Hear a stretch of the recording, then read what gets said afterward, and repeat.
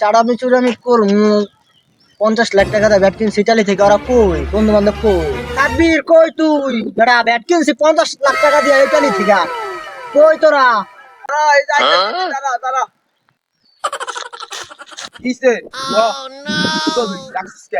এই সামনে আয় আয় 50 লাখ টাকা ব্যাট কিনছি বেটা ফ্রম ইটালি বুঝছ নাই? খেলবি নি বেটা, এটা মারলেই মনে করো বড় বড় 6 জায়গা। তুই ব্যাটটা দেহি, তুই 50 লাখ টাকা ব্যাট কিনছিস, কি ব্যাট কিনছিস দেহি? তো সাহস কম নয়, 50 লাখ টাকা ব্যাটটা কিনছে বেটা ফ্রম ইটালি, কিছু বোঝো?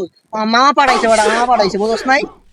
এমন করে আসতো মামা, আমরা একটু একটু দেহি, আমরা একটু খেলি মেলি। 50 লাখ টাকা তুই ব্যাট কিনছিস, এটা দেওয়ার বিষয় আছে না? একটা 2 টাকা 50 লাখ টাকা এই ব্যাটটা কি? বেটা ব্যাটটা খেলবি ভালো কথা, মাত্র 50 লাখ টাকা কিনছি ইটালি থেকে। ব্যাট খেলতে ভাঙে না বুঝছ নাই?